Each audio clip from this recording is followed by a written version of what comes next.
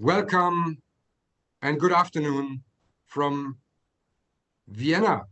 It's a pleasure to host this webinar today, which is the grand finale of a long project, which was not intended to be that long, but nevertheless, it was a pleasure to work together with Mihai Razvan-Korman and Nicolas Heger in this project. It is a project that is run within the basic grant scheme, Building Administrative Capacity in the Danube region, and funded by the Austrian Development Agency. Within this program, we intended back in, I think it was August 2019, when I got the first call from Mihai, that we should do something on our common interest, which is on the one hand side, the country Moldova, but on the other hand side, also supporting democratization and fighting corruption. It took a bit of convincing, I have to be honest, but Mihai is a very convincing person. And then we decided to apply for the grant. We got the grant, we had big plans. We wanted to actually finish the study last summer, which would have been preceded by some interviews in Chisinau. Well, everybody knows what happened. We're not going to talk about this. We're going to talk about results. And this is why we're here today. It took a little bit longer, but nevertheless, there is a very impressive study that has been put together, which is called Developing the Rule of Law and Strengthening Anti-Corruption in the Public Procurement Sector in Moldova. And we're first going to hear a little bit about the content of the study. And then we are very pleased that we have with us three experts that I will introduce afterwards to everyone who is watching either within the webinar or on Facebook, on both the pages of IDM and the FMG. Feel free to ask questions. We want to use this opportunity here to discuss with you about further recommendations and further points that we might want to add to the study. We do not intend to, in the end, give a yes or no for whatever system works best when it comes to public procurement. This is not the aim of this project. The aim of the project is to contribute to a discussion, and we want to have this discussion also today. And therefore, I'm not going to take away any more time. I will hand over immediately to Mihai. Thank you very much for having made this phone call, and thank you very much for putting all of this together. Mihai, please present to us the study. Good afternoon, everyone, and thank you, Sebastian, for the introduction, as well as the Institute for the Danube region and Central Europe for hosting this event.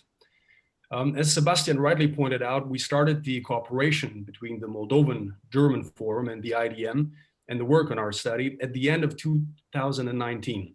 And our project was conceived as a result of the following more general observations, which was that corruption in Moldova is endemic and widespread, and that corruption is a particularly big issue in the sector of public procurement, whose share in the GDP, according to the Moldovan Public Procurement Agency, varied between 5 and 10% and constituted around 1/3 of the national public budget revenues over the last decade.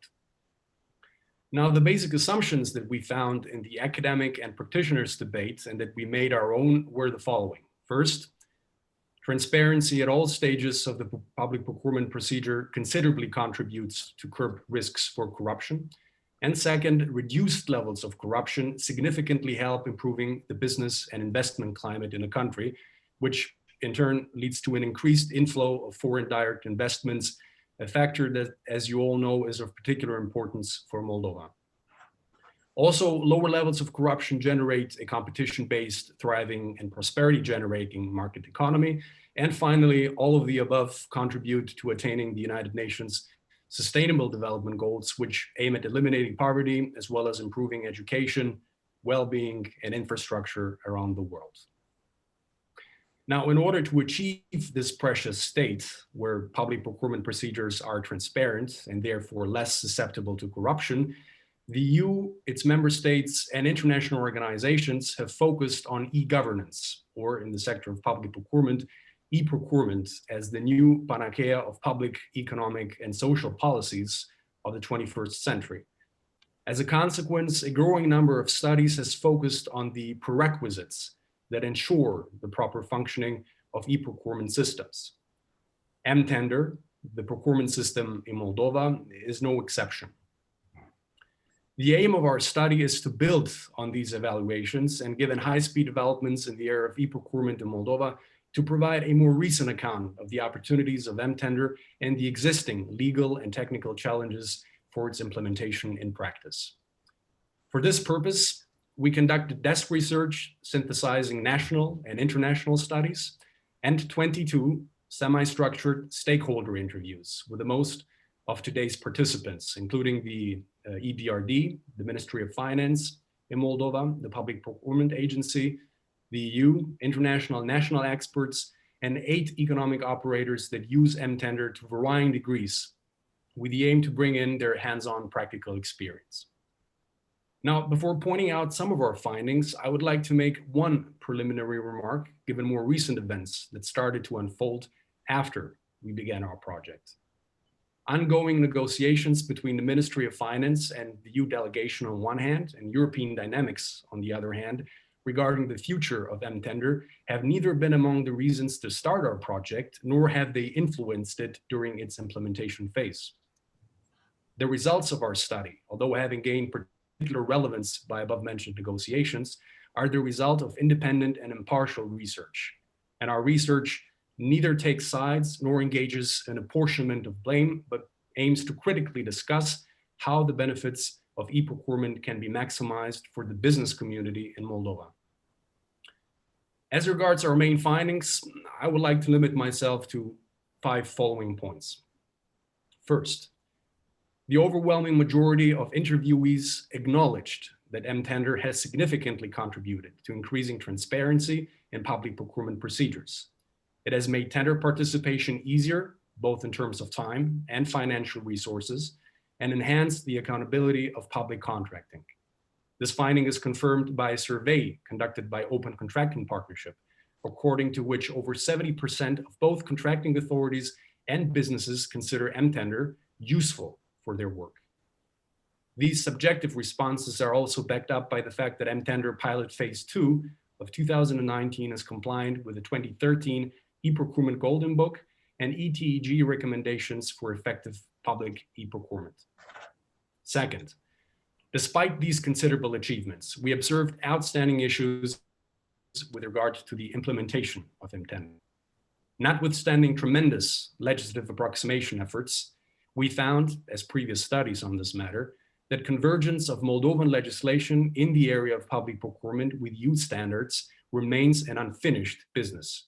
National rules on the European Single Procurement Document, the ESPD, which is a self-declaration form that is supposed to simplify the preparation, submission, and evaluation of tenders, to a large extent are non-compliant with EU requirements.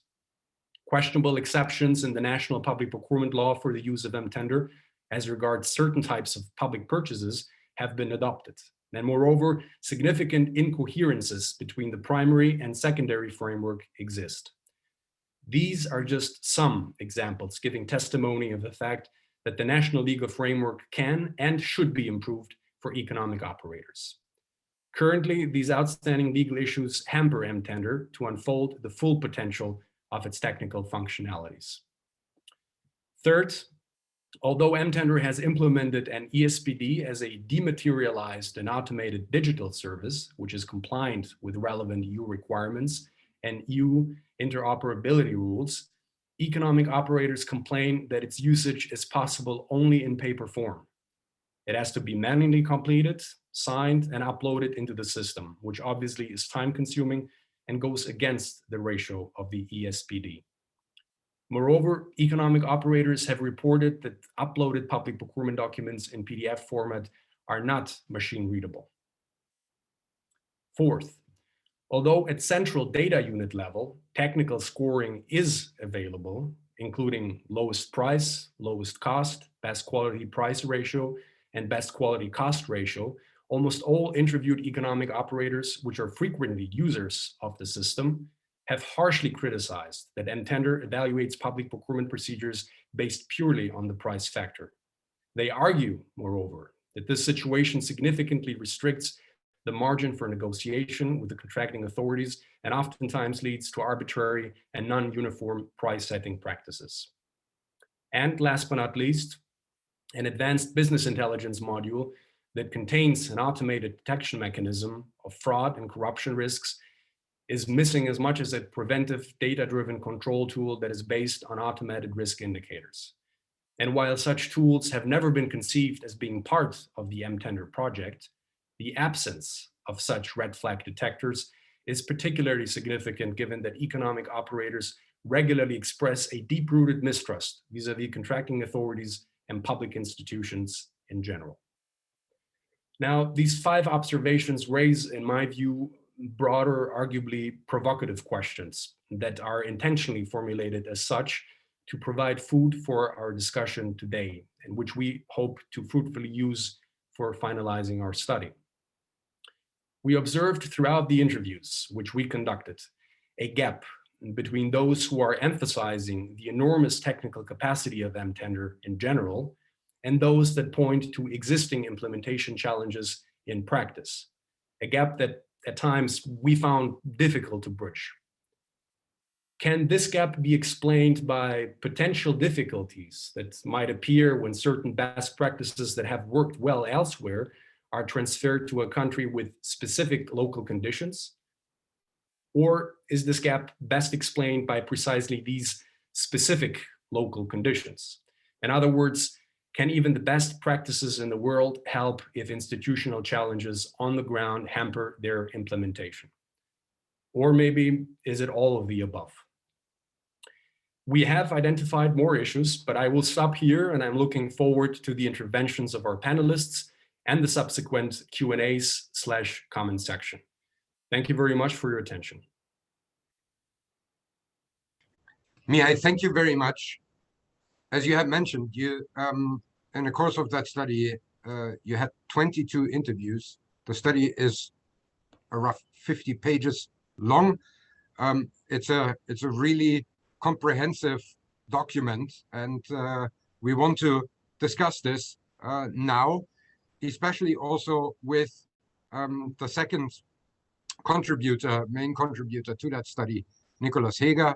And at this point, we should also mention that Mark Jordash contributed also a part to that study with the part of an example coming from Austria. But now I will introduce the panel, and you will have roughly the same amount of time that Mihai had to give your comments to that before I hand over to Nicholas, who has some follow-up questions. And yes, there is a possibility to also show a PowerPoint presentation. Let me know if you do not have the possibility to share the screen, but feel free to try it out while I introduce the panel. We have with us, and we are very happy about that, Elisa Niewiadomska, who is a senior counsel at the Legal Transition Program at the European Bank for Reconstruction and Development. Elisa, thank you very much for joining us today. We have furthermore with us Diana Enaki, who is an expert at IDIS Viiturul. And we have also with us Victor Nestulia, who is a senior manager ECA at Open Contracting Partnership. Thank you very much for joining us. Elisa, do you want to show us a PowerPoint presentation? Then I would ask you to start it, and we can begin with you. Thank you so much. I'm happy to share the PowerPoint because it's perhaps summarizing the ideas behind mTender. And we have here a case where ideas were put into pilot, and we have a prototype operational, and you are evaluating this pilot. So if that's okay, I would like to share a PowerPoint which is explaining the ideas behind the system. I do hope that it does work. It does. Great. So what we have in the Mtender as a policy design, and this is my job to tell about this here, because I'm the lawyer who is behind the conceptual and policy design of the Mtender. It was to learn from Prozoro in Ukraine to inspire a new generation of the e-procurement, which is digital procurement. And by digital procurement, policy level, we understand the process that is going end to end between the government and the business in the electronic format with digital documents, and allows us to capture two aspects of the policy very well. First is the compliance.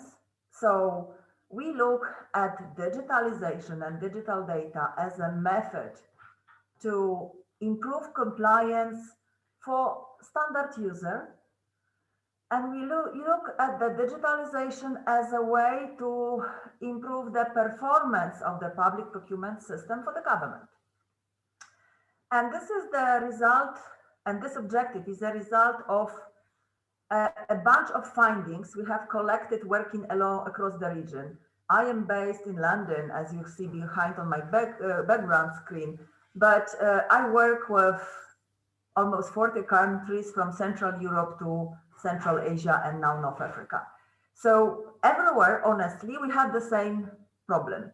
Transparency is recognized as a key principle of public procurement policy, but the governments, they are not making the procurement data public. And this is true for majority of the countries where I work. Then we have procurement laws. They can be not even pretty modern, and they may say what information has to be published about public procurement, but they don't say how to publish. And there is a big gap between interpreting the law and information available for government, citizens, and business.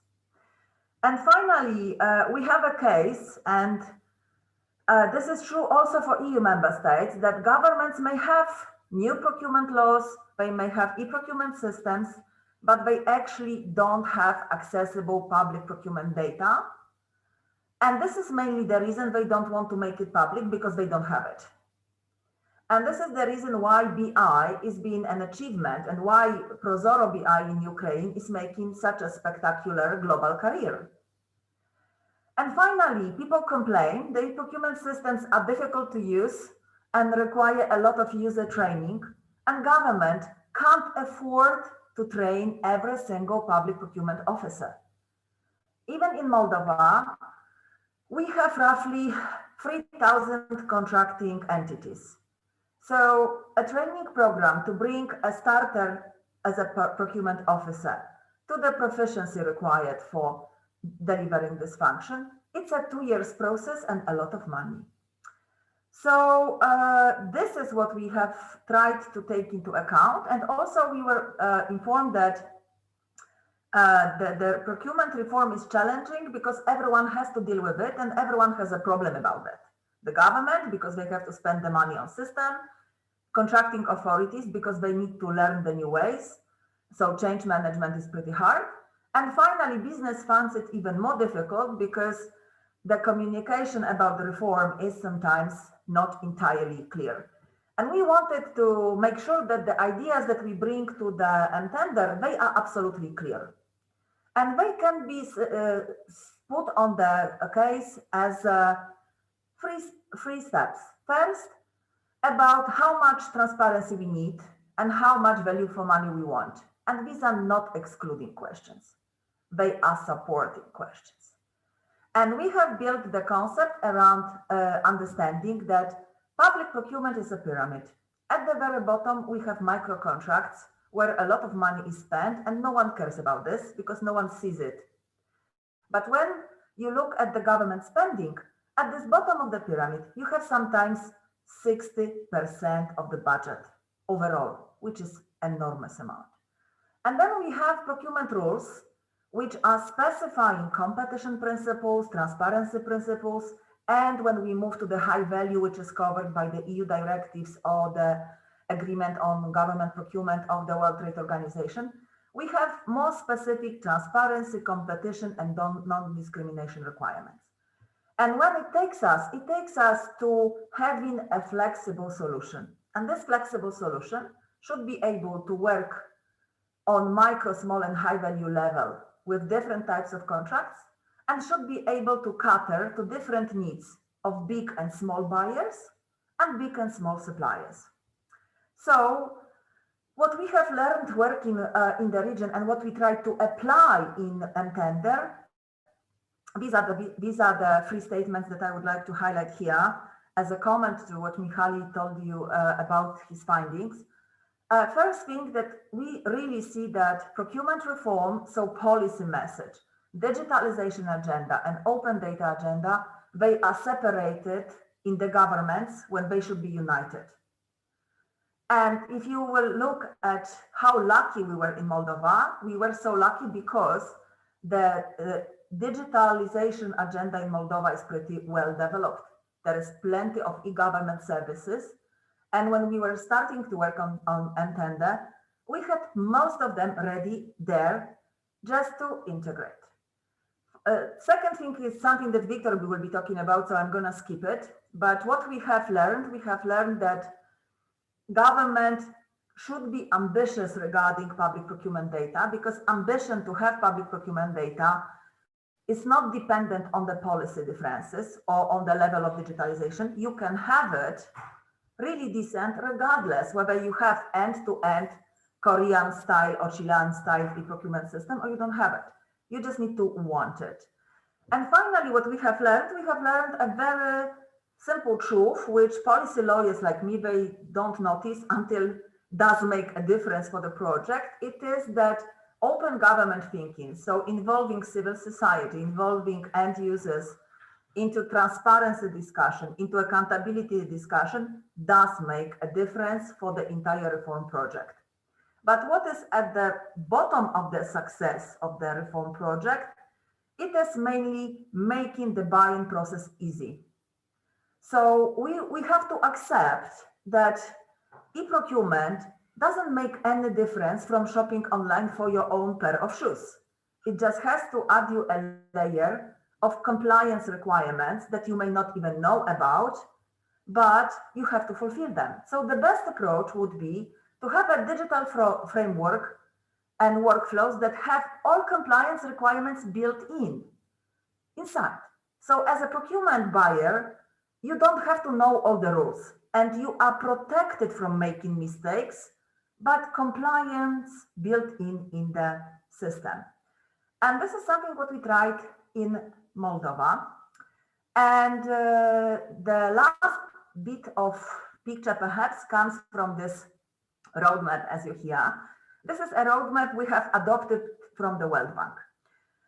Early 2000, World Bank identified 4 steps on digitalization process in terms of public procurement. And they have identified the publication level, the interaction level, the transaction level, and the marketplace level.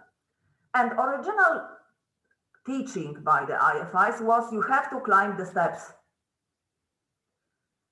But we disagree. You may jump to the transformation. And this is what M-Tender is. So for the M-Tender, you would see the program of full digitalization of the documents into data and dematerialization of the compliance requirements into algorithms behind automation. And we have an approach which is testing a new technology challenge, which I am the last one to tell you about because I don't have the technical expertise. But this is, in short, a new approach to distributed architecture that works with process engine, microservices, open data standard, and allows e-procurement system to have a network with peers like blockchain. It's just so much cheaper than the blockchain. And these are ideas that we have put behind the M-Tender concept. But this means that I have to tell you, government has to be prepared for emerging technologies and innovation and has to be prepared to have a legal framework that supports them. And the biggest problem that we see behind the M-tender is about the question of the readiness to embrace difficult topics like automation of the government process, like machine learning on the government data for making decisions, like assuming responsibility for monitoring of public procurement based solely on data. And these are the concepts which you find in M-tender. And as you have heard from Mihaly, they are not entirely successful because M-tender runs the digital process, and in parallel, users are requested to submit documents. From my point of view, these documents are superfluous to the digital part that is in the system, but they are there and they are requested. I'm gonna skip the part about the technological advance. You will hear about more about the CDS from Victor. But the main point is about unlocking procurement data from the IT system for interoperability and decision making. And this is what OCDS does. And this is what we have defined for the design of e-procurement systems of the new generations into 3 concepts. Concept number 1, this is the M-tender. It has OCDS inside. Concept number 2, you have a system that is don't touch black box commercial and uses OCDS outside of it. And the concept number 3, you have a system which is pretty oldish, but it's open source, the government owns it, and they can build OCDS inside. And M-tender is obviously number 1, because this is when most of the benefits can be captured. So in terms of what was intended to be achieved behind M-tender, it's very hard to hear that the digitalization does not work on the automated level, which is true because the intended interoperability and integration is not yet made available. We know that all these features are there on the system level, but they are not connected to the relevant e-government services or digital registers. The only thing that M-tender really doesn't have today, it's the bid encryption, because we simply didn't have the money to have it in a pilot. It was envisaged to be done later. And what we know about the outcomes can be perhaps about how we understand the interaction between business, civil society, and the government if you really have a digital system that is end-to-end process. And this is something that has to be highlighted as a benefit of engaging people in a true discussion about not my perceptions, interpretations, or expectations. It's a hard fact. And it's very hard to discuss with numbers, so some people prefer not to. But I totally agree with what Mihaly said about the analytics and monitoring, because we don't have it in M-tender today. We have a BI module that has been from pilot number 1, and it's not functional anymore. And this is the set that M-tender should have. So I fully subscribe to your comment that from what we have learned from M-tender, we have learned that these tools, they should be from the beginning. They shouldn't be left for later in the implementation process, because if they are left for later, people don't appreciate the change they face and the value of this change. So what we wanted to see in M-tender, we wanted to see digitalized process, dematerialized documents, compliance in automated algorithm, no one deciding you are right, you are wrong, because if the rule can be expressed in the algorithm, should be built in the system. And focus on performance standards. So define performance standards from the ministry on the efficiency of spending, measure it through the data-driven KPIs, implement the improvement process, because there are no such thing that we will be doing any process ideally. And finally, report progress. So this is a win-win scenario that I hope to see on mTender. And that's why we call it mTender 3.0, because we have done mini pilot in 2017. We have the current implementation, which is still October 2018. And I do hope that mTender 21 will be 3.0 with all these functionalities enabled and allowing us to move to the modern implementation. Thank you. Thank you very much, Lisa. We have heard a couple of times in the presentation that Victor will add some things to that. So I will hand the floor immediately to Victor to add and also probably tell us a little bit more about opportunities and challenges of mTender. Yes, thanks a lot for such an opportunity. And at the beginning, I would like to say that I'm not in a position to judge whether mTender is a good technological solution or bad. I'm not a technical expert, so I will tell you from a little bit different perspective. And at Open Contracting Partnership, we are trying to support our partners basically to transform their procurement systems, to make them open, fair, and efficient, and to guarantee that these systems help to achieve best value for money and deliver best value to many. And if we're looking at at setup of every particular procurement system in the world, and here I'm not talking about technological solution, I'm talking about sphere.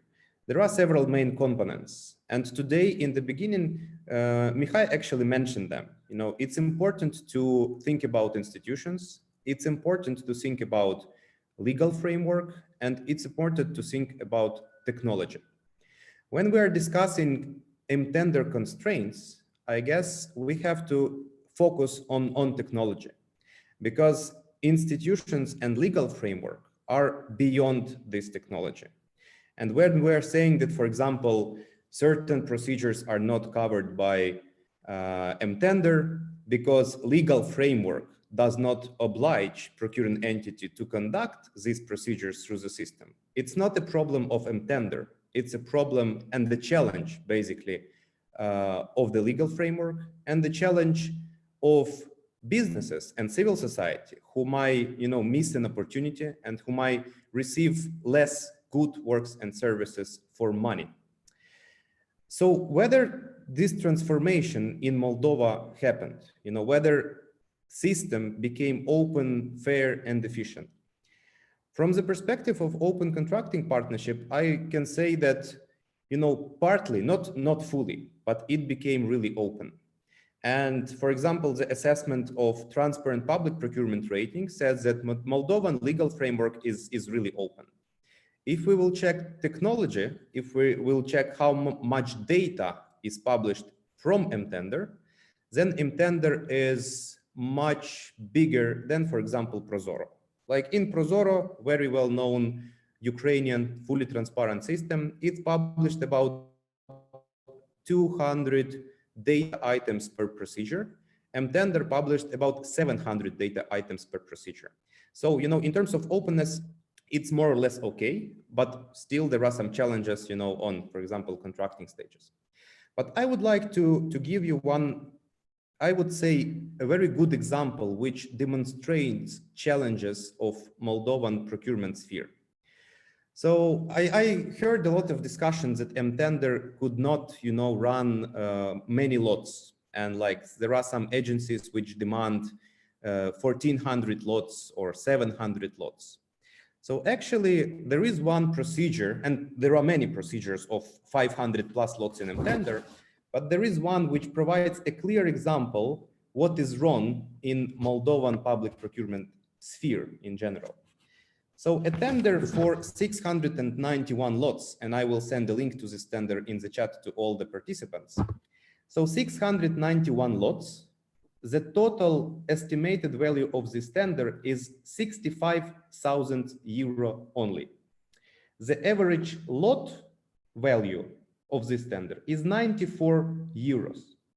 There are only 30 lots in this tender that have estimated value more than 400 euros.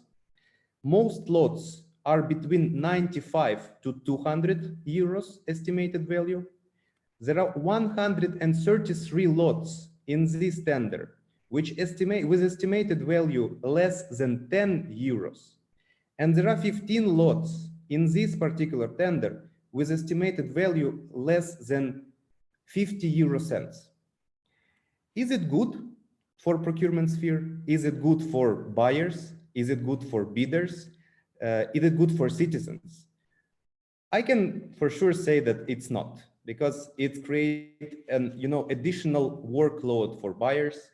It creates a huge workload for bidders, and for citizens, they are losing money, because if you are a bidder, obviously you are trying to secure yourself. You don't know whether you will win each of this lot. And basically you are adding, for example, logistics costs to each particular lot. So this tender was successful, and it received 1,582 bids. And overall bidders uploaded 16,637 documents. So imagine that one buyer, basically it was his or his fault that they announced this number of lots for this estimated value. They had to review 16,000 documents to qualify winners. If we will try to aggregate items or lots in this tender, we will immediately see that there are exactly the same descriptions of each particular lot in most of the case. And eventually, if we will put all exactly the same descriptions, literally, letter to letter, figure to figure, into the same lots, we will eventually have only 12 lots. So basically, buyer puts exactly the same description in different lots. I don't know what is the reason to do so and what is the justification, rationale or regulation, but it doesn't help to develop, openness. It doesn't help to develop fairness and efficiency of the system. And it's not a matter of technological solution, because technologically mTender survived, this procedure, and it didn't crash, even though that like a JSON file was more than 20 megabytes. And technological experts, I believe, will understand how heavy it is for procurement systems, and generally for technological systems. But it's a matter, again, of legal framework, of institutional framework, and of capacity of buyers, of capacity of bidders to perform their procurement functions and make sure that citizens get goods, works, and services they need in a timely manner. So again, while discussing all the challenges, I would like to emphasize the need on institutional transformation, right? Because we definitely see that there are some challenges on capacity building. Obviously, it is important to guarantee that technological solution provides all the opportunities to perform the procurement function, simply, fast, and efficiently. But everything starts with institutions. And I believe in the discussion about the future of Moldovan procurement sphere, we have to focus not on mTender as a technological solution, but firstly about institutions and general transformation of how actually we perceive procurement as a function. Thanks. Victor, thank you very much. So we heard a lot about opportunities, but also about challenges. And I'm very interested in the point that Diana has. Is it more of a challenge, or is it more of an opportunity? Good afternoon, everyone. And first of all, thank you for inviting me. Of course, if to ask first, it's your question. Of course, it depends how you see it. It can be an opportunity as well as a challenge. So perhaps I will try to focus more on the challenges that civil society and monitors are facing in using the mTender system, and not on the challenges of the contracting authorities and economic operators, because there are it is not enough time to talk about all of them. So I'll try to briefly present our challenges. So first of all, of course, I will start with saying that indeed tender has increased the transparency of public procurement system in Moldova, and compared to the old system that we had here for a couple of years, I mean the transparency has increased, and we can feel this as well as civil society, as well as journalists or media that is analyzing various corrupt activities and so on. But I would say also that our challenges are related to the fact that the system does not cover so far the entire procurement process, which is an issue. And if we speak about a tender stage, of course, it is, I mean, it is as transparent as it can be. But when it comes to the contracting stage, then of course it is we have a lot of challenges with data. And related to that, another issue we have is the fact that data here in Moldova is still very dispersed. I mean, we have some data within the tender system. We have some other data within the public procurement agency systems, I mean, their webpage and so on. Some other monitoring reports or other documents are being published on still on contracting authorities' web pages. I mean, and mostly I'm talking about the one that are referring to the contracting stages. And of course, that is a challenge when it comes to monitor the entire procurement process. But more than that, it is a challenge for us, the one who are doing analysis, or the one who are trying to catch a sector, for instance, public procurement procedures within a sector or within for a couple of years. I mean, to analyze and to compare some data. And for us, this is and this challenge in the tender system is related to the fact that there is no possibility to extract, to export data in order to further analysis and make some conclusions on perhaps some irregularities or some other deficiencies.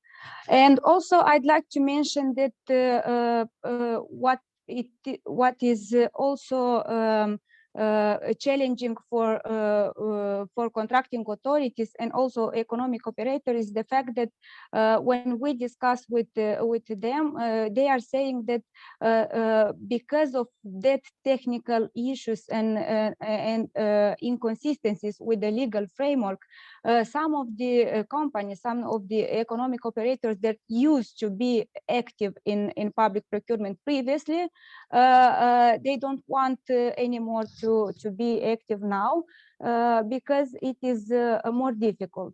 And here, of course, I understand that the changes is challenging, not only in Moldova, and of course it is difficult to follow all these news in electronic systems and digitalization and so on. But still, that are the things we are hearing from contracting authorities as well. When we ask them how the competition, for instance, has increased or not. And some of them are saying that actually the competition has decreased within their open tenders, and that is in fact also the numbers that are coming from the statistics. I mean, the official statistics about the average number of participants in public procurement. But again, what I'm trying to say is that the reason for that situation is not only the tender lacks and the tender issues, but also the fact that participants, that actors need more capacities and need to be trained, of course, permanently, not only when the system is launched and not only on some other big or major changes are being done. So yes, for us it is really important to have this BI module, to have this analytics component, so that we would have the opportunity to analyze and to use this data further in our reports, in our studies, analysis, and so on. And the second priority is to the one that mTender would cover all the procurement procedures, because nowadays that is not yet functional. I mean, it covers the major part of the system, but not all the procedures that are provided within the law, including low value procurement or micro value procurement. Thank you. Perhaps I can answer questions afterwards if there would be some. Thank you very much. I think we have now a very comprehensive overview. I see Victor wants to say something in a second. I would also still encourage our audience, if you do not want to write in the chat a question, you can also raise your hand and I will bring you into that. But first, Victor, and then Nicholas with a couple of questions to the panelists. Victor. Yeah, just to add on what Diana said, and I guess it should be like a good news for all the stakeholders in Moldova that Open Contracting Partnership is now developing an open business intelligence module, which will be available for all buyers, bidders, civil society organizations, policymakers, or controlling authorities if they need it to use it. And we expect to have the prototype by the end of March. So basically starting early April, everyone will have an access to advanced analytics, which is possible because mTender provides a full access to open data structured according to OCDS. I will send links to OCDS data from mTender and the case study which OCP documented on how actually OCDS is implemented in mTender, because it's quite a unique case, and OCP launched like a new stream of OCDS development based on Moldova learnings. So I will send it to the chat for those who are interested how it is done. Thank you very much. We are cross-posting whatever you put in the chat here, also on Facebook, Victor, so that also the other audience from outside can see this. But now, Nicholas, please. Yes, hello. So all together, my name is Nicholas, and I've been very attentively listening this round table since I was also drafting major desk reviews on the technical and legal analysis of this study. I'm pleased that we had a very in-depth analysis of the really tremendous effort that the EBRD does in the former CIS countries, now in particular in Eastern Partnership, about best practice and technology transfer, and above all the whole coherent policy that come along with e-governance, transparency, and in the specific case, public procurement. Also, many thanks to Victor and to Diana, who gave their own opinions to the current state of mTender, especially, which was also very interesting to see about the issue of this very specific case of the 600 lots. I was also many times trying to click myself through mTender, even if, let's say, I'm a German lawyer by profession, which, yeah, then it gave me a totally new idea about this. What I found here to further discuss, also in terms that this is a roundtable, so we want to inform decision and policy making by the study, of course, in the sense of evidence-based policy making, is the issue that was raised about institutions, trust, and technology. So mTender, Prozoro, all the, let's say, public procurement 3.0 models that came up and remarkably very appreciable in the Eastern Partnership is about the latest technology to be applied to the countries that are suffering from the severest shortcomings in government and governance and also economic decline around Europe. So the question is, may the most sophisticated technology not be embedded in the whole issue of trust in institutions, or in other words to be said, is the team, the whole ensemble of the public procurement system only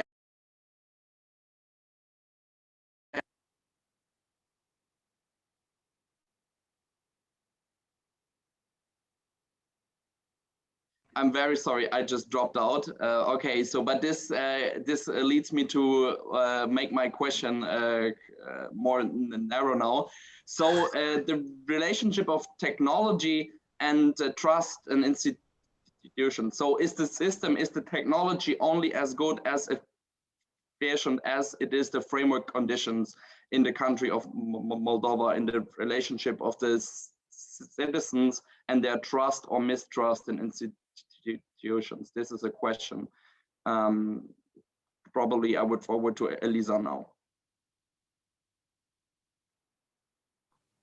Thank you so much. Most probably this is the question for all of us here, Mihai including, but it is true that the most innovative ideas regarding electronic public procurement, they were born in Georgia in 2012, in Prozoro 2014-15, and now we have M-Tender under discussion. And it is, but from my experience as a procurement lawyer working for various governments, this is no surprise for two reasons. First, the new approach, so digitalizing the workflow, building in algorithms to ensure compliance, and making it online and simple to use without a need of extensive user training. This is driven by the needs of these governments who don't have the capacity to employ procurement function the way that can Germany or Austria or France afford. They don't have high-level educated procurement officers. They still have the case like I have had in Poland when I started to work on procurement, well, 20 years ago, that procurement officer, it was not a job. It was something additional you had to do on the top of being school director, accountant, supplier manager, or so whatever. So it is impossible to require from the procurement function the capacities and skills and professionalism that Western Europe and America are simply used to. So of course, there is a drive to build in compliance in the electronic system, because then this compliance can be achieved automatically without spending money on enforcement. And this is precisely why Georgian approach of electronic reverse auctions, why Prozoro that pushed people to the system instead of queuing around the universities, it is a way of dealing with the low capacity in the government. And the second thing that has to be spelled out here, I am very sorry, in these countries, people trust the system more than they trust the government people. So the government person in majority of countries where I work comes as a controller to extract the non-compliance from the contracting authority and punish them. And this is what people are concerned about. And we have to understand that there is no embedded trust in the government as an institution. So it's much easier to deal with the system than to deal with a sequence of human interactions, which each of them can be bad. And I am not speaking without evidence for these cases because we see them. So yes, the drive is coming from the challenging economies where the market is hard, there is low capacity in the government, and the drive to use digital solutions to make up for these shortcomings is pushing them to be more innovative. That's definitely true. And from legal perspective, you know, when I was discussing last time in Switzerland, in the city of Geneva, people looked at me and they were like, but can you please explain us what these people have a problem about? Because if government is adopting the new law, this new law is published. If government is creating a new digital system, this software of this system is published. If government is using any algorithms to manage citizens' interaction, this algorithm is published. So if Entender does all that, what's the problem? And I was like, okay, so this is the mindset. The mindset for the government to be open and the mindset for the people to trust what government publishes. And I think that this is the answer for some of the challenges that we have in Moldova. Thank you, Elisa. That was very insightful, especially as you also brought up this thought that for us, it's interesting how much people trust in those e-government systems. And we all see, let's say, the best kid in class, Estonia, in this. But now I also understand why it is more pertinent in those countries, since there is a general skeptic view on everything that is done by public authorities. So the system could be a way to come along with this. One more issue is also about the core of this study, is about strengthening the advocacy capacity of businesses and NGOs in Moldova in this very policy framework of public procurement. So as you have heard from Mihai, we have also got tremendous feedback by users of the M-tender from the bidder side. And user friendliness is partially confirmed, partially not. We all heard the examples. You all know it better than me. What I just wanted to ask you, like, how could this asset of those businesses that are either already operating in Moldova or potentially interesting to become more active in Moldova, seeing the deep and comprehensive free trade agreement with the EU, how could those businesses and expert group be more encouraged to advocate for a strong and efficient public procurement system? So how can businesses and NGOs be more included? Sorry, Nicholas, may I quickly contribute? Yes, this is for you, Maini. I actually wanted to contribute to the previous question, just quickly. Okay. It's very good example. So yesterday in the evening, I was watching the live stream of Mayor of Chisinau, and he received a question from Alla Rivenko, one of civil society representatives, who said that, dear Mayor, you know, we are monitoring procurement over the last several years, and what we see from M-tender, from technical requirements and documents submitted by bidder, so from the technical specification of the bidder, and in M-tender, you know, there is a principle, everyone sees everything. So you can see everything submitted by a bidder. They can manage to identify that price for, you know, playgrounds for children was substantially increased. And obviously, we do have a lot of manipulations. And people, especially in our region, don't trust government. And until we don't basically provide an opportunity to see what is happening, to see how government is conducting their even procurement function, we will not create a better environment for business, because the level of distrust would be huge. And a last example from Ukraine, Prozoro. You know, I would not say that Prozoro is the best system. It has a lot of challenges, including institutional challenges. We achieved a lot over the last several years, but still it's not ideal. But when the system became mandatory in 2016, USAID project conducted 2 surveys. One is in 2016 and the one in 2017. So in 2016, 59% of businesses did not trust that procurement are fair in Ukraine. In 2017, after 1 year of operation of fully transparent system, level of distrust reduced to 29%. So basically 20% point increase over the year. And that is huge in impacts competition, in impacts efficiency of use of public funds. And that's why, you know, why especially we need a fully transparent systems in our region. Because if in Western economies institution works and there is no impunity, you know, if you basically promoting corrupt practices, you will be imprisoned.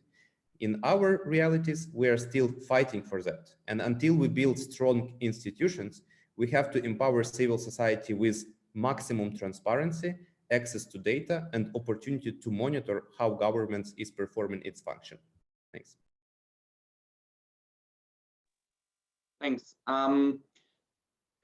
Maybe I give the floor quickly to Sebastian. Do we have any questions from the audience by now? We do, and I would like to give the opportunity to Boris Filipov, who is from the EU delegation to Moldova, the possibility to ask a question. Hello, do you hear me? We do. Hello, good afternoon. First of all, I would like to thank to the team who worked on this study. I suppose that it will be published, right? We will have access to it because so far I had only access to a draft, but this was not, of course, the final draft. Just to introduce myself, I'm currently project manager in the EU delegation to Moldova. I'm dealing, among other matters, with public finance management and especially public procurement. I joined the Moldovan delegation from Ukraine. Hello, Victor. Hello, Eliza, where I also work on public procurement, mainly on the legal harmonization of the legislation in line with the association agreement. Two comments from my side.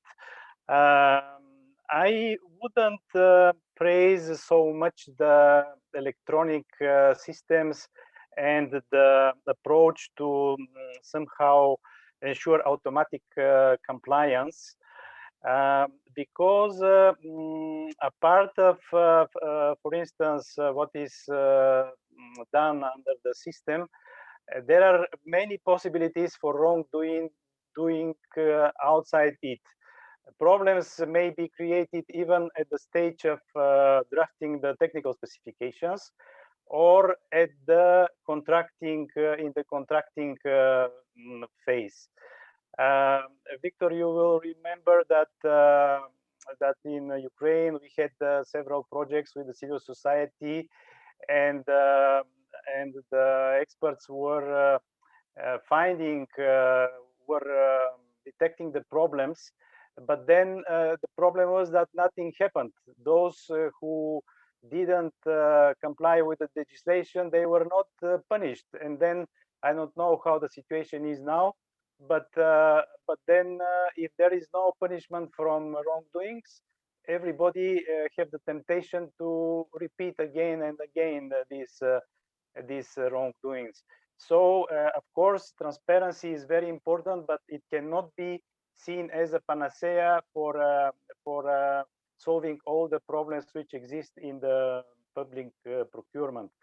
And I'm sorry to have to say this, but especially with them tender, I wouldn't be at all confident if I was a bidder, a company, to submit my tender, knowing that there is no encryption.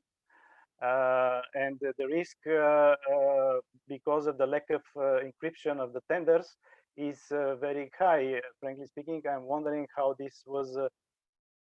It was possible to allow the system to work without encryption, because the potential for manipulation of the bids and for corruption is very high. All in all, I must tell you, and Mihai, you know that we have this project with the European Dynamics, which did an assessment of M-tender as it was in the beginning of last year. And the conclusion was that the system must be replaced by another system. And even such a decision was taken in a steering committee meeting in May. But since then, we are facing difficulties because it seems that the beneficiary, which is the Ministry of Finance, has doubts about these options. We are now discussing it. Overall, our proposal was that due to the shortcomings which were detected, also the time constraints and the budget constraints, we propose to go ahead with the customization of existing e-procurement system, which is offered by the contractor. I don't know what the final outcome of these negotiations will be. At the end, the beneficiary will have to decide, but I just wanted to share with you the current state of play. Thank you. Thank you very much. Can I quickly comment? Of course, please. Yeah. And thanks. Happy to hear you and see you, Boris. And indeed, in Ukraine, and as I mentioned in the beginning, in Moldova, transparency is not a panacea. And obviously, it's a very important and a major step to improve the system. It provides an evidence, where you have problems and what you actually have to fight and solve. And in Ukraine, as of today, we do have everything, open, everything transparent. And civil society organizations, more than 25, who are regularly monitoring procurement, have already reported about more than 30,000 violations they identified in the system, like real violations proved by lawyers, etc., and addressed to controlling institutions. And only 14% of those violations have been resolved by either state audit service or procuring entity itself, etc. So again, even the most transparent and advanced technological solution will not help if you don't have proper institutions. So again, discussing Moldovan procurement sphere future, we don't have to forget that we have to implement proper control, proper enforcement, and obviously proper technological solution. Thanks. Victor, I'm sorry, I just would like to comment on the statement made by Boris, because I don't want to leave it unanswered. In terms of lack of encryption, to be honest, I am not that worried about lack of encryption in mTender, which is online, real-time, peer-to-peer network. The same way I should be worried about lack of encryption in blockchain, and somehow no one is. So this is a question whether we can accept that technology is changing the perception of security or not. And when it comes to the scenarios available for the mTender, of course, we wait for the decision of the Ministry of Finance what to do about electronic public procurement in Moldova. But I would be very careful in giving, 150% of trust to the report that is made by a vendor of the commercial solution, which has an obvious interest to sell it to the government. At the point in time that we are today, we don't know what the government will decide, and we will see. But spreading the negative appraisal without reading the background information that bank has provided, I'm sorry, I don't think it's too well pointed at this moment. Thank you very much. Diana, do you want to also add something to that discussion? Otherwise, I have another question. Do you hear me? A little bit cut off, but we'll try. No, you froze, unfortunately. But nevertheless, we sort this out and give you the opportunity then. I would like to, as Victor also mentioned, Ion Chiban, the mayor of Chisinau, I have a question, not completely related to that, but where it is mentioned as a fun fact by Christian Vlast. Christian, do you want to maybe ask the question yourself? We know each other from a completely different context, and I'm very happy to not see you, but I would be very happy to at least hear you if you want to ask that question. Yeah, good evening, everyone. Thank you, Sebastian, for inviting me. Thank you for joining us. Great to hear you. Thank you. Well, my question concerned the MICA contracts in Moldova. And in other countries in the region.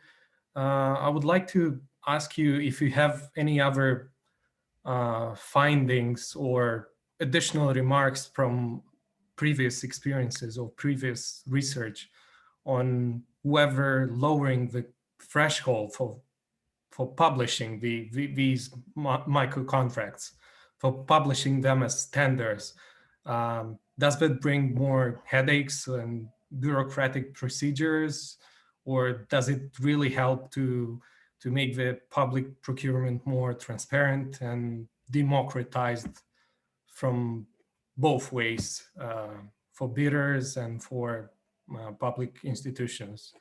And I gave an example of the mayor of Ungain, who was previously considered a promoter of good governance, and he was investigated for conflict of interests after signing small contracts on office supplies provided by his wife's company.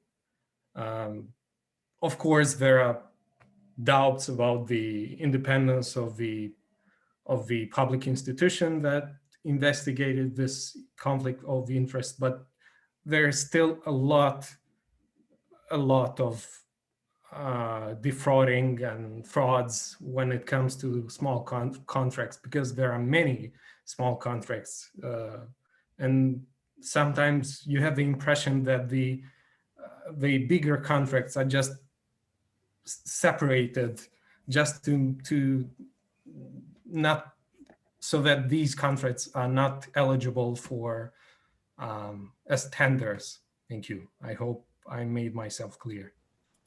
Thank you very much, Christian. And Diana is back. I don't know how much you heard from the question. Not much, unfortunately. I was having some technical issues, so sorry about it. Has Victor or Elisa wants to, I see Elisa already, maybe you can a little bit sum up also the question in your answer so that Diana has a chance to answer as well. Thank you so much. So the question was about the micro contracts and whether publishing them as tenders brings more transparency and efficiency to procurement or not. And there was a case mentioned of Mayor of Chisinau being a promoter of a tender, while at the same time being investigated for conflict of interest regarding signing a small value contracts with supplier belonging to his wife's company. So I think that this case, and thank you so much for bringing it forward, because Christian, this tells us exactly what transparency is about.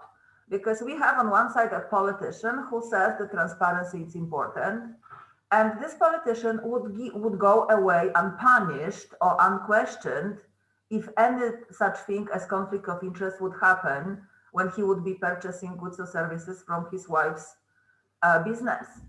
Because this was on a micro tender and he has signed a contract and people have seen it, this investigation was possible regardless whether it was justified, correct, or it was just a political gain. But abstracting from Chisinau and tender, we have seen two approaches to the micro contracts. One approach is what we call Portuguese. So they don't have a requirement to tender small value, but they have a requirement to publish any public contract from zero.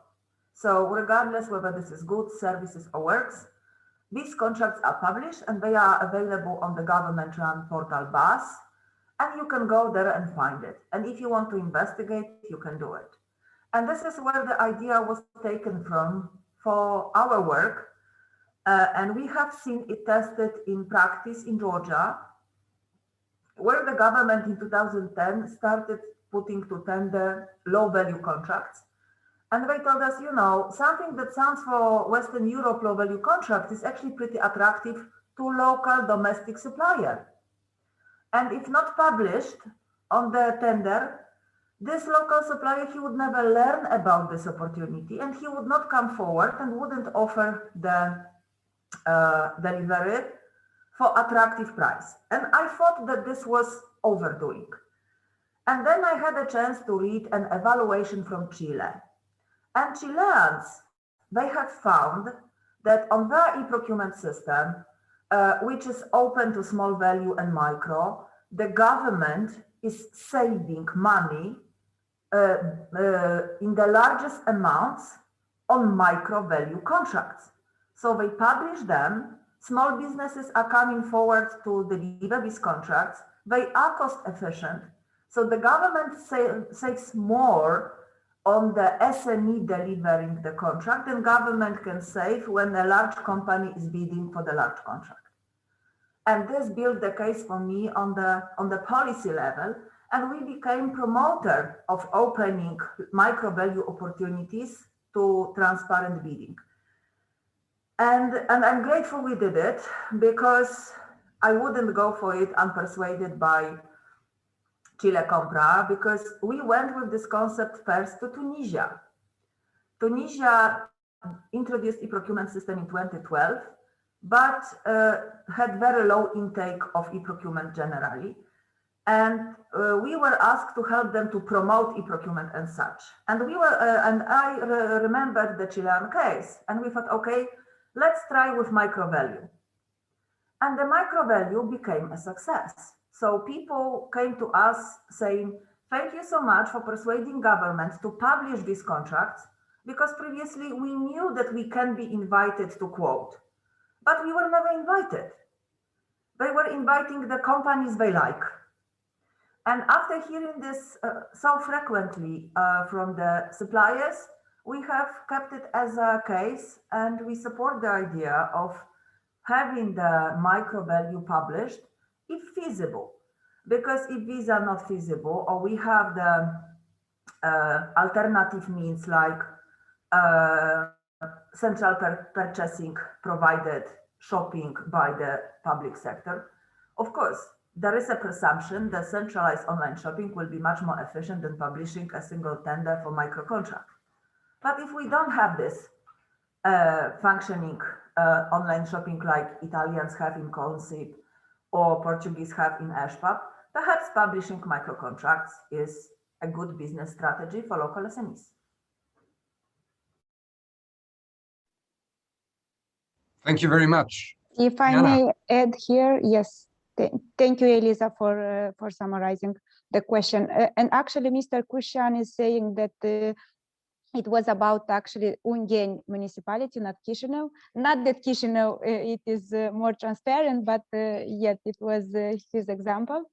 Yes, I completely agree with the fact that not having transparent this micro value procurement, it is an issue, and here in Moldova is not our issue as monitors or as citizens, civil society, but is a national issue, because even we don't have even official statistics on how on the portion of micro value procurement in Moldova. So what I mean by this is that even authority does not know about it. And I assume that it might be about 14% of the total high value procurement as official statistics. So this is really a major issue, and that becomes even more challenging since the law has been amended and the threshold has been increased. I mean, increased significantly. This means that now we have around the threshold for micro value is around 10,000 euros.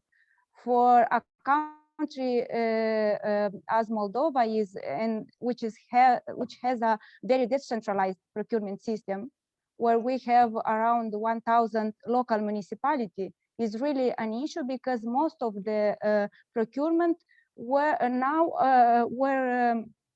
passing, you know, in an untransparent area, to say so. So I think here one solution, which actually we've been discussing with the Ministry of Finance, is to amend the law the secondary legislation in order to make the mandatory at least procurement that are below 50,000 lei, so that they would be published within tender, within the electronic system. Of course, using a more simple way, but still to be published within the system, so that it will be on one hand more transparent for the society, and on the other hand to be able to have statistics on that, and to be able to measure the entire procurement system, not only the procurement that are under the public procurement law. Yeah, and if I may to quickly contribute to Elisa and Diana, so basically, obviously, every decision, policy decisions, should be justified. Like, and ideally, they had to be that data-driven. So first thing, we have to know, as Diana said, what is the volume of below the thresholds. By increasing the threshold in Moldova, this volume increased, I believe, dramatically. And we all know that buyers are often sometimes manipulating, sometimes are trying to reduce the workload on themselves. They are basically planning the procurement close to the threshold to avoid the competitive bidding. So first thing, we have to understand what kind of losses we have by not having this as a competitive procedures. Second, it's not only about transparency and understanding of civil society, how much is spent, but it's also about access by small and medium business and economic opportunity. And today, especially during the times of pandemics, when small and medium enterprises are affected most, and we see a lot of SMEs closing because of lack of funding, public procurement could become a good measure to stimulate development of SMEs and generally economies. So by promoting, transparency and competition on small values, we are also supporting our economies. And lastly, we have to make this procurement simple. In times of technology, we have to provide solutions which does not, make this additional burden, and which will not basically justify economically time spent by buyer and bidder to generally conduct this procedure, because every procedure has not only its estimated value, but also its costs of conduction, right? The workforce and time consumed, etc. So again, we have to implement advanced technologies. And in one of the questions from Ernst, we actually has a link to Amazon. So yes, Amazonization it's a future of procurement. So having electronic catalogs, having dynamic purchase systems, that's something we have to promote, including for small value, because it's not only a matter of transparency, but a matter of opportunities for SMEs and opportunities to develop our economies better. Thanks. Thank you very much. We are a little bit running out of time, but we don't want to stop this interesting discussion. And I have another raised hand by Elena Korman. Hi, Elena Korman. I'm a senior procurement specialist at the World Bank. Just wanted to react to the last subject and also inform the audience that we are now completing the assessment of the public procurement system in Moldova, and soon we will have the final report, which will be published.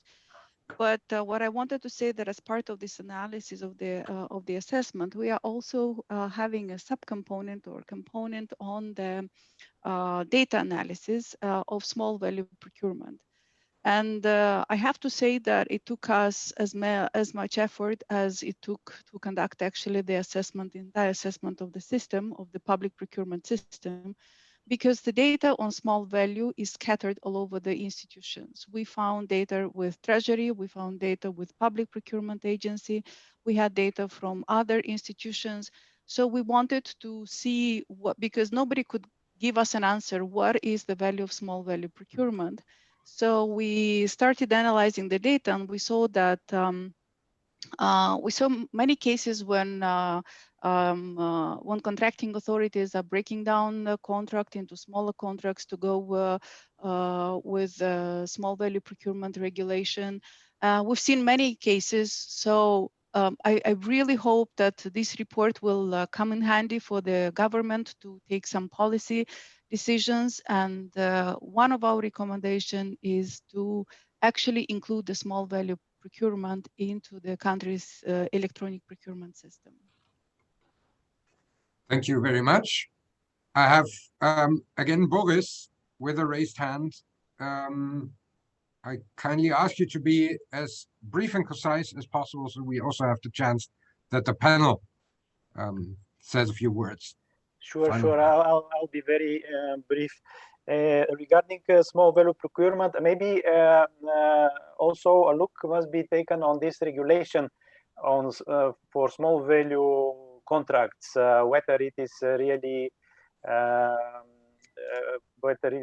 okay. Maybe some amendments will be needed there. But one quick question to the authors of the report: did you analyze, because some amendments in the legislation were introduced to ease procurement in the times of COVID? Did you analyze COVID-related procurement, especially? Thank you very much. So I would say that's a perfect opportunity for Mihai and Nicolas to answer to that. And then we have one last round with final words of our panelists. Yes, thank you very much, Boris, for your question. Can I kindly ask you to repeat it once again?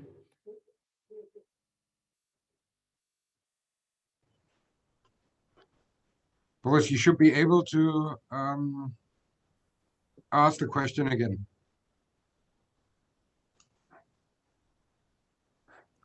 Sorry, I was muted. No, my question was if you did some analysis of the COVID-related procurement last year. Thank you very much. Well, as we had the opportunity to say at the very outset of the presentation, we started the study at the end of 2019. So obviously the pandemic caught us right in the middle of our work. And we were struggling a lot with the question, shall we include increased risks for corruption and other irregularities that come out from procurements that are done in urgent situations when the state has to react quickly and efficiently? Or shall we leave that aside? And decided to opt for the latter for basically two reasons. First of all, a simple, very practical reason was that, as I said, we got caught right in the middle of our work. So obviously the work that we have done until then and the challenges that we have observed until then, we thought that we should stick to them, as we had quite some material in this sense. But most importantly, and probably a far more valid reason for our decision was the fact that, and I think this is pretty much confirmed by the discussion that we had until now, that lasts for almost 1 hour and a half, that COVID-19 basically did not play a role or was not mentioned until you mentioned this subject.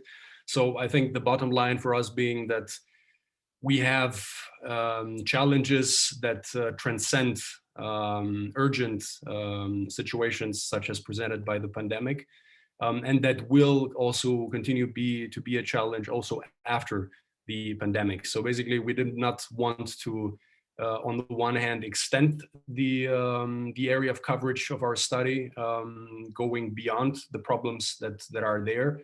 And second, we wanted to keep our study relevant and our findings timely, also after this pandemic hopefully is over soon.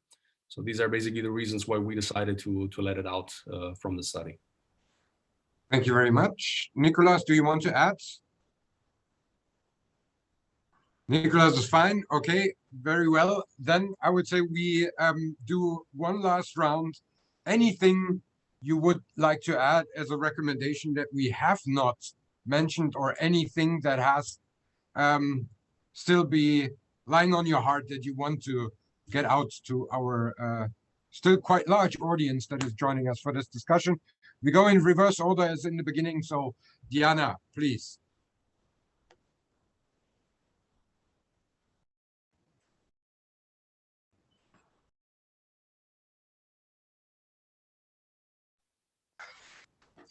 Sorry. Yes. Yeah. Yes. Could you please repeat it once again? I didn't hear you well. Any last words, any last recommendations, or anything that's still on your heart for this discussion? Okay, perhaps just summarizing and by saying thank you for your efforts in discussing once again the issue we're facing here in Moldova with the implementation of the e-procurement system. And the last thing perhaps it should be underlined here is the fact that we really look forward to see, to have and to contribute to development of an end-to-end e-procurement system that would help us and that will help also authorities and private sector to have access to end-to-end process and to facilitate the efforts they are doing in conducting the public procurement procedures. So thank you once again. Thank you so much. Victor.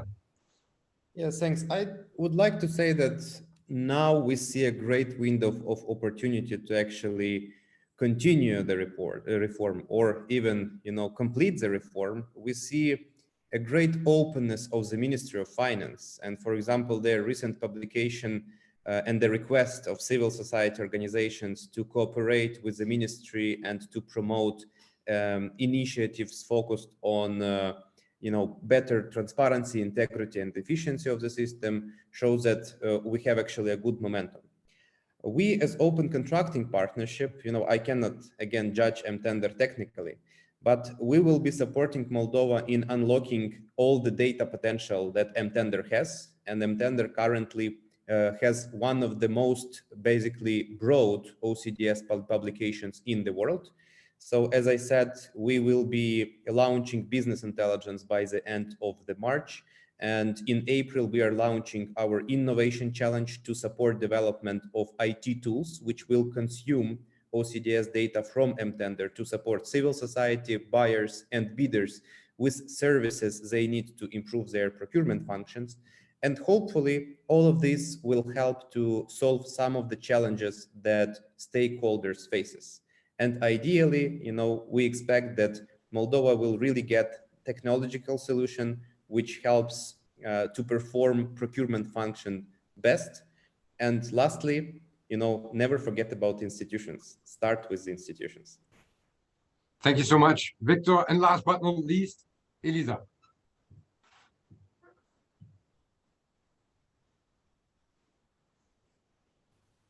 Thank you so much.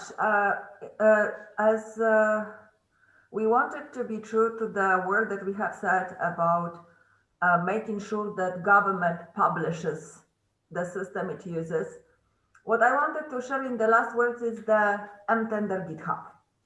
So you will find here everything that system is about, the design of the prototype, architecture features, and all algorithms that are used for delivering the compliance check in the system. So this is what I wanted to share with you. I'm gonna copy the link to GitHub and drop it in the question and answer box because it's not entirely easy to find it. I'm sorry. I will improve our GitHub search, learning from experience of researchers on this occasion. But what I would like to put in the last point, it is that it cost us a lot of effort to actually publish M-Tender as an open source system with OCDS open data design into it. And I would like to see any government and any e-procurement system going the way that it tells us, here you are, this is what we have. And if you want to test whether the system is good or bad, download the source code and play with it. And I do hope that we will have some improvements coming forward from other users who are actually developers or civic tech enthusiasts to use the code and go ahead with it. Thank you. Thank you very much. So this is the end of our study presentation, including the discussion. I think we learned a lot today, and there is a lot of additional valuable input to the study that we, and whenever I say we, it's mainly Mihai and Nicolas who do the things. We facilitate them, and we'll finish the study, and then it will be published and sent out through all the various channels that the FMG and also IDM has. We will upload this discussion also to our YouTube channel, so it will be available even after the Facebook live stream ends. We would like to say thank you very much for the participants of in the audience that asked very valuable questions and are still here with us even after more than 90 minutes. I would like to say thank you very much to our three panelists. This has been very insightful and helps us to round up this project. Of course, I would also like to say thank you to Mihai and Nicolas, who have been doing a tremendous work with all the tiny technical details that I would never have been able to deliver within this project. And I've seen Nicolas, who was in the audience before. I think he left already, but he made the connection actually possible in springtime, in another lifetime. I would almost say. Someone brought up COVID. I wanted to avoid it, but it's out there now. So we have imagined this to be completely different. This presentation was intended to be held in Chisinau, which a city which I hold very dearly to my heart. I always say at the end of such gatherings that we have online that I look very much forward to be able to share a glass of wine, which makes me look a little bit like an alcoholic. But nevertheless, when it comes to Moldovan wine, I will continue to repeat that. Very much looking forward to do that actually in person. And Mihai, Nicolas, we've never met in person. The whole project has been done virtually. So it sort of fits that we do it like this. But I nevertheless hope that we very, very soon will be able to have that glass of Moldovan wine when we celebrate the finishing of our project. Last but not least, the big thank you goes, of course, to the Austrian Development Agency, who provided the funds through the basic grant scheme, which is administered by the Austrian Association of Cities and Towns, and of course our good friends not far away from our office here in Vienna, where we also participated and presented this project just a couple of weeks ago at the very big conference by the Center for Public Administration, the KDSAT. So with this, thank you very much, and stay safe, stay healthy. See you in Chisinau next time. See you next time. Thank you for the opportunities, and of course, looking forward to see you all in Chisinau to continue discussing on the development of the procurement system, and not only. Very well. Looking Stay forward. well and healthy. Stay healthy. Bye.